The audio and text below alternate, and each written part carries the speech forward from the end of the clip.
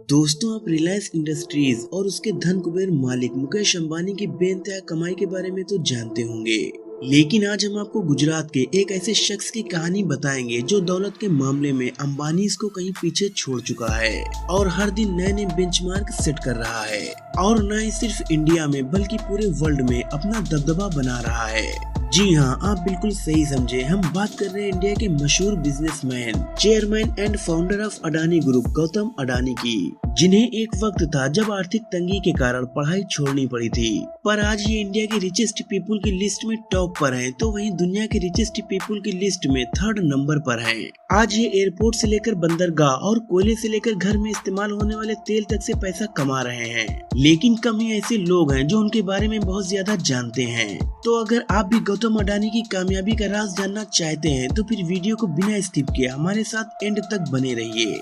गौतम अडानी यूं तो रिलायंस इंडस्ट्रीज के संस्थापक धीरूभाई अंबानी की ही तरह पहली पीढ़ी के बिजनेसमैन हैं, लेकिन आज उनकी नेटवर्थ बाकी उद्योगपतियों से कहीं ज्यादा है, क्योंकि एक डायलॉग है जिसे अडानी ने सिद्ध साबित किया है, वो है कोई धंधा छोटा या बड़ा नहीं होता और धंधे से बड़ा कोई धर्म नहीं होता। हम ऐसा इसलिए कह रहे हैं क्योंकि समय के साथ अडानी को जो भी धंधा मिला उन्होंने उसे पूरे मन से किया और परचम लहराते चले गए, लेकिन उनके फर्श से अर्श तक पहुंचने का सफर काफी जद्दोजहद भरा रहा है।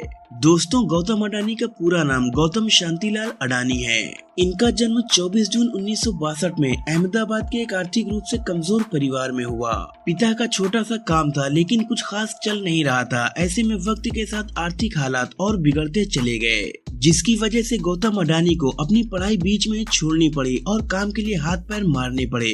इसी बीच वो बड़े शहर से बड़ी उम्मीदें लेकर कम उम्र में ही मुंबई आ गए, जहां शुरुआत में तो काफी संघर्ष करना पड़ा, लेकिन कुछ वक्त के बाद उन्हें एक डायमंड सप्लायर के यहाँ नौकरी मिल गई। 3 सालों तक काम करने के बाद उन्हें समझ आया कि जिंदगी में करना क्या है, इसलिए उन्होंने नौकरी छोड़कर अपना काम शुरू किया और जवेरी बाजार में डायमंड ब्रोकरेज कंपनी की शुरुआत की। गौतम अडानी को अपनी जिंदगी का मकसद पता था, यानी वो काम क्यों कर रहे हैं, इसलिए उन्होंने जी तोड़ मेहनत की और कम उम्र में ही बिजनेस दौड़ा दिया। लेकिन उनकी किस्मत चमकी 1981 से, जब उनके बड़े भाई ने उन्हें अहमदाबाद बुलाया। दरअसल भाई ने सामानों को पैक करने वाली प्लास्टिक की एक कंपनी खरीदी, मगर वो चल नहीं रही थी क्योंकि जो कच्चा माल चाहिए था वो जरूरत के मुताबिक मिल नहीं पा रहा था।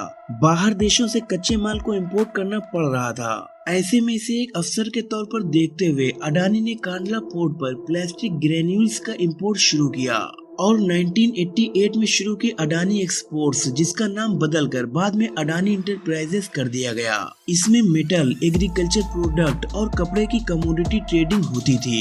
काम चल पड़ा तो कुछ ही साल में ये कंपनी और अडानी इस बिजनेस से बड़ा नाम बन गए और फिर 1994 में अडानी इंटरप्राइजेस को शेयर मार्केट में लिस्ट कर दिया गया। फिर साल आया 1995 का। ये वो साल था जिसने आज उनके इस मुकाम तक पहुँचने की नींव रखी, क्योंकि इस वक्त गुजरात सरकार पोर्ट डेवलपमेंट के लिए प्राइवेट कंपनीज की तलाश कर रही थी। ऐसे में जैसे ही ये खबर अडानी तक पहुंची, उन्हें कमाई का एक और जरिया नजर आया, इसलिए उन्होंने गुजरात के सबसे बड़े बंदरगाह मुंद्रा पोर्ट को ही खरीद डाला।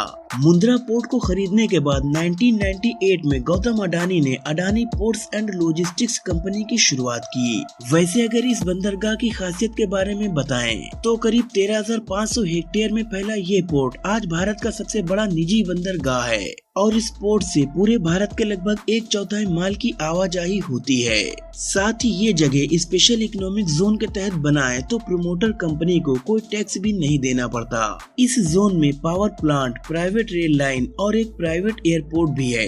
वैसे यहाँ गौर करने वाली बात है कि आज अडानी समूह देश के प्रमुख इंफ्रास्ट्रक्चर ग्रुप में से एक है। उनकी अडानी पोर्ट्स देश की सबसे बड़ी पोर्ट मैनेजमेंट कंपनी है और गुजरात, महाराष्ट्र, गोवा, केरल, आंध्र प्रदेश, तमिलनाडु और उड़ीसा जैसे 7 समुद्री राज्यों में इनके 13 डोमेस्टिक पोर्ट्स हैं। अब जैसे जैसे वक्त गुजरता गया, अडानी खुद तो ग्रो करते चले गए। वो फॉर्च्यून के जरिए लोगों की रसोइयों तक में पहुंच गए। वही फॉर्च्यून जिसका रिफाइंड ऑयल आज हर घर में सुबह शाम दिन रात इस्तेमाल होता है।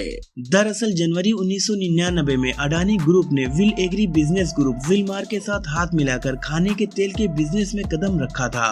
वैसे फॉर्च्यून तेल के अलावा अडानी ग्रुप आटा, चावल, दाल, चीनी जैसी दर्जनों चीजों से भी आपकी रसोई का हिस्सा बना हुआ है, जिनके रख रखाव के लिए 2005 में अडानी ग्रुप ने फूड कॉर्पोरेशन ऑफ इंडिया के साथ मिलकर अलग अलग राज्यों में बड़े बड़े साइलोज बनाए। साइलोज बेसिकली वो चीज होती है जिसमें बड़े पैमाने पर अनाज को रखा जाता है। साइलोज की कनेक्टिविटी के लिए अडानी ग्रुप ने निजी रेल लाइन्स भी बनाई ताकि अनाज को लाने ले जाने में आसानी हो।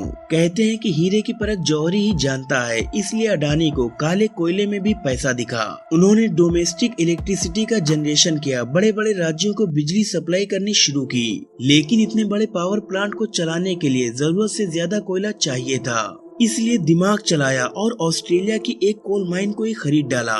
फॉर्च्यून इंडिया मैगजीन के मुताबिक 2010 में अडानी ने लिंक एनर्जी से 12,600 करोड़ में कोयला खदान खरीदी थी। क्वींसलैंड ऑस्ट्रेलिया में मौजूद इस खदान में 7.8 बिलियन टन के खनिज भंडार हैं, जो हर साल 60 मिलियन टन कोयला पैदा कर सकती है। इसी तरह इंफ्रास्ट्रक्चर की कमी से इंडोनेशिया में मौजूद तेल, गैस और कोयले के लिए अडानी ग्रुप ने साउथ सुमात्रा से कोयला ढुलाई के लिए $1.5 अरब निवेश करने की घोषणा की। उस समय इंडोनेशियन निवेश बोर्ड ने बताया था कि अडानी समूह 5 करोड़ टन की क्षमता वाले एक कोल हैंडलिंग पोर्ट का निर्माण करेगा और साउथ सुमात्रा आइलैंड की खदानों से कोयला निकालने के लिए 250 किलोमीटर रेल लाइन बिछाएगा। इसी तरह अडानी अपना कारोबार फैलाते गए और पैसा अकाउंट में आता चला गया। जिस अडानी साम्राज्य का कारोबार 2002 में $76.5 करोड़ था, वो 2014 तक आते आते बढ़कर $10 अरब हो गया। साथ ही वक्त की जरूरत को देखते हुए अडानी ग्रुप ने नेचुरल गैस के क्षेत्र में भी बिजनेस को बढ़ाया और 2017 में सोलर पीवी पैनल बनाने शुरू किए। उधर बंदरगाह और निजी रेल लाइन के बाद अडानी ने एयरपोर्ट्स की तरफ उड़ान भरी और 2019 में अहमदाबाद, लखनऊ, मंगलुरु, जयपुर, गुवाहाटी और तिरुवनंतपुरम जैसे 6 हवाई अड्डों के मॉडर्नाइजेशन और ऑपरेशन की जिम्मेदारी उठा ली। अब अगले 50 सालों तक अडानी ग्रुप इन सभी एयरपोर्ट्स का ऑपरेशन, मैनेजमेंट और डेवलपमेंट संभालेगा। वहीं मुंबई इंटरनेशनल एयरपोर्ट लिमिटेड में भी अडानी ग्रुप के पास 74% की हिस्सेदारी है और ये किसी को बताने की जरूरत नहीं है कि इंडिया में मुंबई एयरपोर्ट दिल्ली के बाद देश का सबसे बड़ा एयरपोर्ट है। वैसे जिस तरह सुंदर आकार लेने से पहले सोने को खूब तपाया जाता है, ठीक उसी तरह गौतम अडानी को भी जीवन में कई तरह का ताप झेलना पड़ा। उनका सामना कई तरह के विवादों से हुआ, लेकिन उन्होंने सबसे पार पाया और एक अलग मुकाम हासिल किया, जिसका नतीजा है कि आज गौतम अडानी का कारोबार पूरी दुनिया में फैला हुआ है। तो दोस्तों, आपको गौतम अडानी का फर्श से अर्श तक का सफर कैसा लगा, मुझे कमेंट्स में जरूर बताएं। अगर वीडियो अच्छी लगी हो तो लाइक करें और अपनी फ्रेंड्स और फैमिली में भी शेयर करें और आगे भी ऐसी ही नॉलेजफुल वीडियोस देखने के लिए चैनल को सब्सक्राइब करके बेल आइकन को जरूर प्रेस कर दें। शुक्रिया।